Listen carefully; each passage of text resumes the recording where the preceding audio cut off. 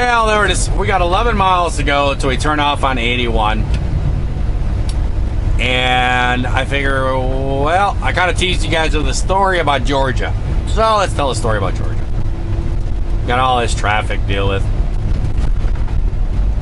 It was a long time ago. I worked with Swift Transportation. I had delivered a load to the south side of McDonough, Georgia. And I basically, I unloaded, and I had been running a long time.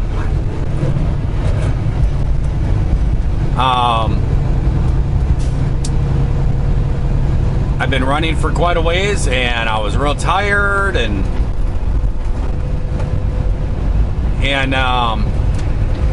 try to get around this guy.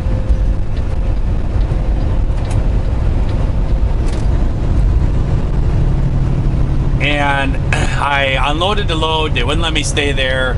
My next load didn't pick up till that night. It was late that night. So I had plenty of time. I wanted to take my break.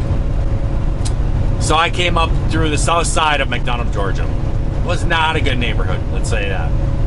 And I was driving up along, and there was like a factory, warehouse type thing. Not a huge place, but smaller. Looked like it was abandoned, busted out windows, graffiti all over the place. There was no cars there or nothing. And I thought, okay, well, I'll pull in there. Doesn't look like anybody will bother me. So we're going to come to a stop again. And so I pulled in there, and I pulled parallel to this little road, this little side road. I pulled parallel to that. And then there was a little gas station across that road. And I thought, okay, well, if I need something, there I go. So I closed up the curtains. It was a Freightliner, so it had the curtains. Closed those up. Got all into bed and everything, and wearing my Superman underoos or whatever they were. And I crawled into bed and went to sleep. Later on, it got dark, and I got woken up, and there was like, you could hear a big commotion going on. So I got up, and I sat up in the driver's seat, and I pulled the curtain back, and I looked out, and there was squad cars, and police were all out there, and there was probably 30, 40 people all out there. It looked like it was like a hangout or something, this gas station or something. It was not a good-looking crowd, let's say. They looked a little bit like trouble. And the police were there. There was like 2 squad cars, lights going, and they were having a pretty good discussion with 2 young black guys. They were probably 18, 20, somewhere in there. And they were having this whole heated discussion and everything else. And the cops are sitting there, and they're talking in the radio, and people are yelling stuff. Oh, leave them alone, and all this other stuff. And they were trying to do that, and the crowd was getting a little wild. So the police called in more police. I mean, it was just like squad car, squad car, squad car. I mean, they were just coming in hot. And it was getting to be a pretty good situation. And I'm just sitting out there, and I have my window about half down, and I'm just like out here leaning on my window, sitting in my Batman underoos or whatever they were. And it was like I was watching Cops live. It was quite the show. And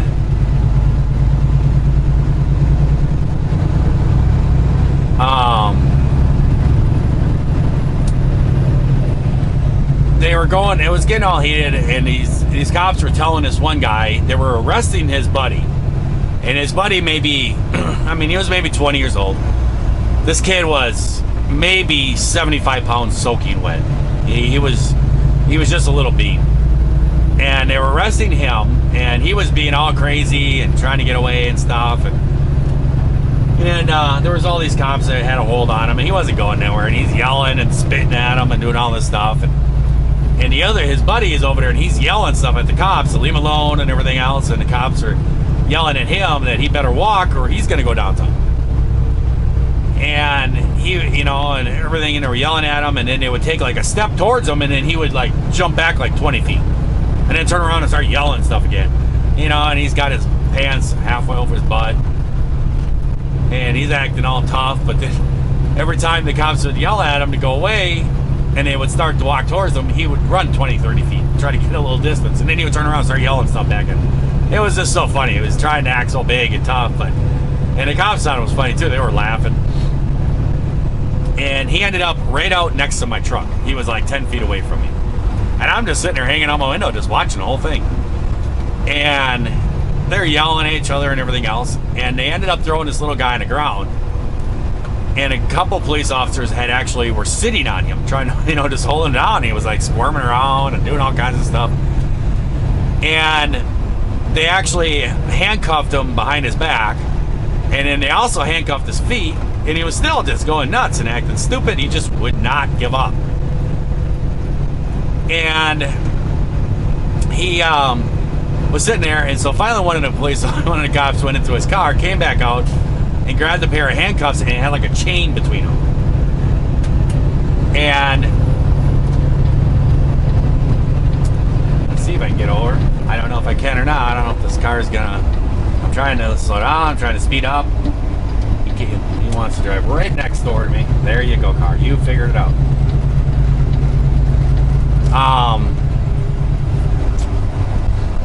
They handcuffed his handcuffs on his arms to the handcuffs on his legs. They basically hog-tied him. And he was sitting there, and the guy was out on the road, and he's yelling stuff and everything else. And then one of the cops came walking over there and was yelling at him and pulled out his handcuffs, and he's like, "You're going. That's it. I'm tired of you. You're going." And then he took off running up the road. And they all started laughing. And he went up like 50 feet up the road, and he was sitting up there, and I could see him, and they couldn't see him. And I could see him up there, and you could see him like making a decision. And he was going to make a stand. And he came back down the hill, and they were all over in this gas station parking lot. And he came back down, and he was standing right over next to my truck. He was 10, 15 feet away from my truck. And I, come on, car, I'll let you. I ain't gonna run you off the road. There we go. Now pull in front of me, hit the brakes. There you go. Just so you know, you had your right blinker on and you were trying to get in on the left. So, just for the next time. So he's sitting right outside my truck here. It's 10, 50 feet away from me. And I'm just hanging out my window watching this whole thing. Curtains pulled back about here. I'm just kind of peeking out, watching this all go on. And then all of a sudden, one of the cops, it was probably not the best thing to do, probably not the nicest thing, but I think they were pretty much tired of the situation.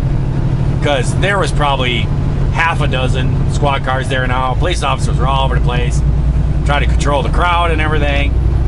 And one of the police officers reached down, grabbed that chain that went in between his two handcuffs, grabbed that chain and just picked the kid up with one hand. And he was just holding him up like that. And he yelled at one of the other guys. He's like, "Open up my door!"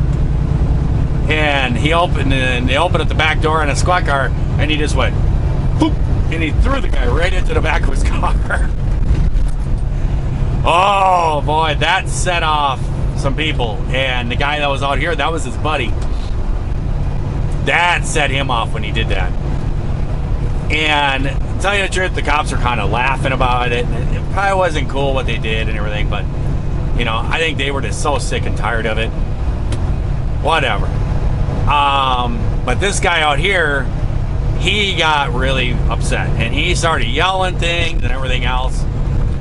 And then all of a sudden, about 3 or 4 cops were all kind of they just threw his buddy in the car, and they were like, "That's it, we're done, you're going." And they started coming towards us, and the guy's sitting there and everything. And as they were coming up, they were kind of talking to each other, the cops were, and they were walking across this parking lot, and they were kind of talking to each other, and they were joking around and laughing and stuff. And all of a sudden, I noticed, I just kind of glanced down at the guy, and he had this white shirt on, and he had these pants hanging down. And all of a sudden, I saw him he kind of just slowly reached back behind himself, and he stuck his hand like down in his underwear. And I sat there looking at him, and I'm like, that's a weird time to decide that you need to scratch your butt, And I sat there and watched him, and all of a sudden, he reached down through his underwear, and he reached down in the back of his leg or something. And he pulled up, and he was doing it really slow, and he pulled up, and he pulled a gun out. and he had a gun out in his hand behind his back, and I went, whoa. And I sat here looking at the situation, and I looked over, and there was 3 or 4 police officers, and they were walking towards him, and one guy had a set of handcuffs out, and to tell you the truth, they were not paying attention to him. I think they thought, he's not even a threat, he's just a little punk, no big deal. And they were just walking. They were going to arrest him, but they were kind of having a conversation and weren't paying attention to the situation. None of them saw him pull his gun out. And I think he was waiting for him to get closer, and he was going to shoot him. And I sat there thinking, and I'm like, what do I do? And all of a sudden, they were probably, I don't know, maybe 25 feet away, and I saw him pull down, and I saw him put his thumb, and it was like a Glock or something, a little Glock thing, and it had a thumb thing on it for the trigger. And I saw him, and it was only 10 feet away, and I saw him, and he kicked it back. He was ready. He was getting ready to shoot. And all of a sudden, I just made a decision, and I went, this ain't cool. And I just yelled out, I said, he's got a gun. And I just rolled out of my seat in my underwear. I rolled out of my seat, and I kind of went down in between these seats, and then I heard it, and it was just pop, pop, pop, pop, pop, pop, pop, pop. And it was just gunshots like crazy. And I actually rolled over the seat as I was hearing the gunshots, and I grabbed the door, and I rolled out the door of the truck. And I just kind of rolled off the steps in my underwear, mind you. And I landed on the ground, on my like hands and knees or whatever, and I scampered down, and I ran back, and I hid behind my duals on my drives. And I sat behind the duals, crouched up in like a little ball behind there. Figured the metal on the tires would protect me from gunshots. And I sat back there like that, and I was just sitting there, and the gunshots were going, and I mean, there was probably, I bet you 10 to 12 gunshots. There was a lot. And I sat there, and the shooting stopped, and I just stayed back there. I'm like, I don't know what's going on here. I don't know what to do here. And I was sitting there, and all of a sudden I heard something behind me, and I was kind of peeking out underneath my tandems, and I was trying to see what was happening. And then all of a sudden I caught something move behind me, and I turned around and I looked, and here was a police officer. He came around the truck with his gun drawn, pointing it at me. And he looked at me, and he sat there, and then all of a sudden he started laughing. And he goes, "Are you the truck driver?" And I said, "Yeah." And I said, "I'm the one he yelled, he's got a gun." And he holstered his gun, and he goes, "Thanks, dude." He goes, "You just saved us." And he goes, "Why don't you get some clothes on?" And that's okay. And I jumped up in the truck, I threw some clothes on, and I glanced out the window, and the guy was laying in the road. He was laying there. They shot him. And his gun was laying there. The people in the parking lot over there, oh man, it was crazy. And I sat there, and I put some clothes on, and I got out the truck, and I started looking around, and in my hood, maybe about a foot or so above, there was a hole in the side of my hood, and then there was a hole about halfway up, and the bullet went up and went over like that. And then that warehouse that was over, I started looking at the warehouse, and you could see holes all in the side of the building, right next to my truck.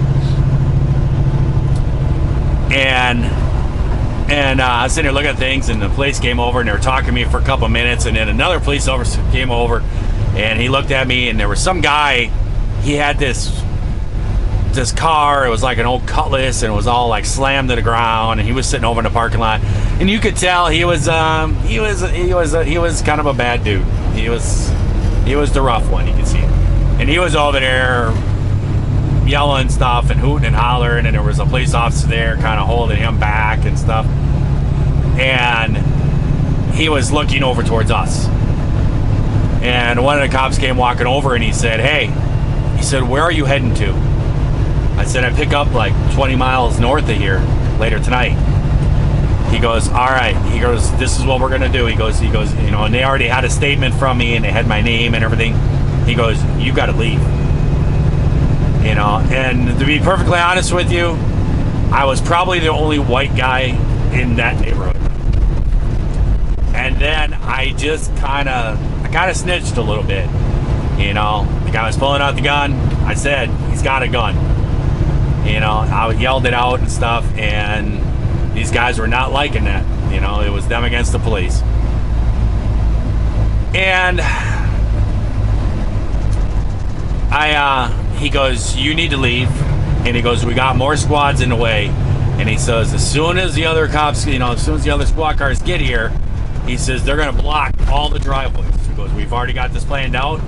He goes, they're going to block all the driveways. He goes, because they're not liking you. And he goes, we're going to block the whole place off so nobody can get out. And he goes, and you got to get out of here. Because it was kind of escalating the situation with me there. So, as soon as it happened, the cop looked at me and he just said, he pointed like that, like, go. And I put my truck and fired up my truck, put it in gear, and I did this quick U-turn. And boy, you could see that one guy, he was hot. He wanted to come after, he wanted to follow me and find me.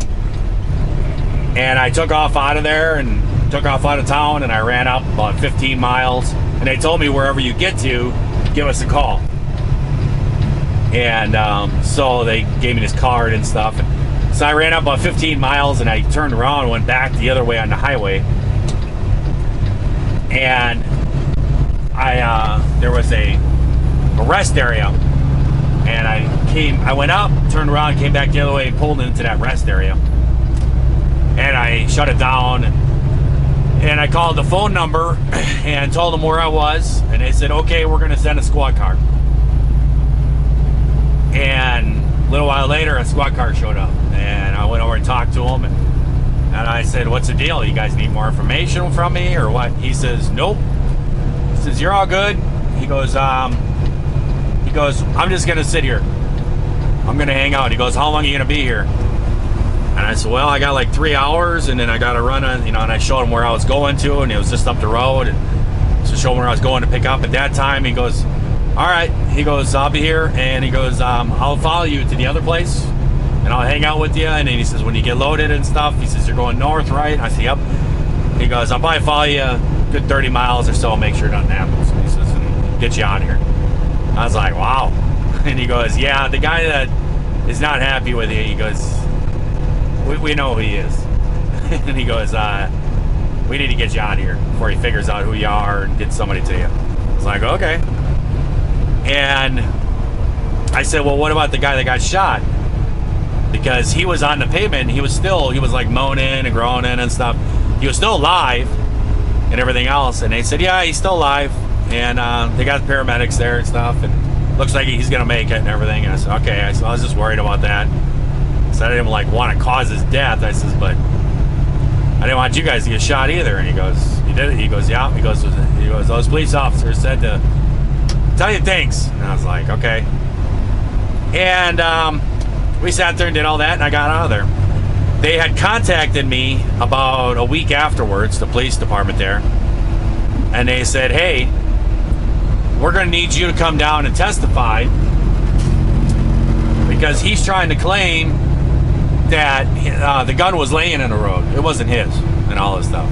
You know, just trying to be stupid. And he's trying to claim all this stuff, so we're going to need you to testify, telling us that you saw him pull the gun out and everything. And I said, yeah, no problem.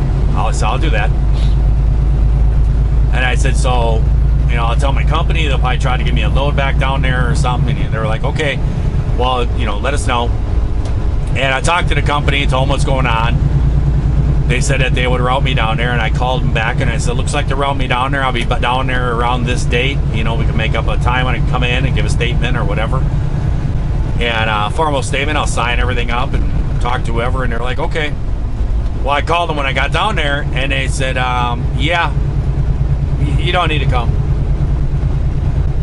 And I'm like, oh, did he just plead guilty or something? They said, no, he's dead. And I said, he died from that? He goes, oh no. He goes, he got shot twice. We took him to the hospital, got him all fixed up. And they said it was maybe a week and a half later.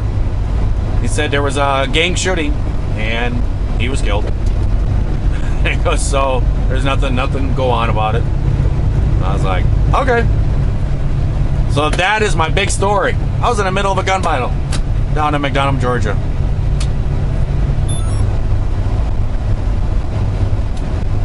So there you go. There's one of my stories. I got lots of them. I got lots of little things like that that happen. So we are just rolling on down, entering West Virginia.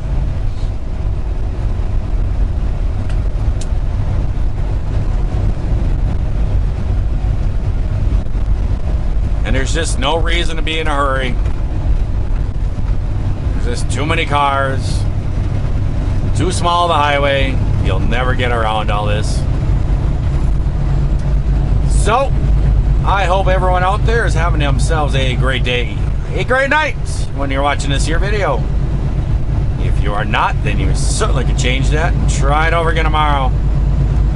I'll talk to you guys later. See ya.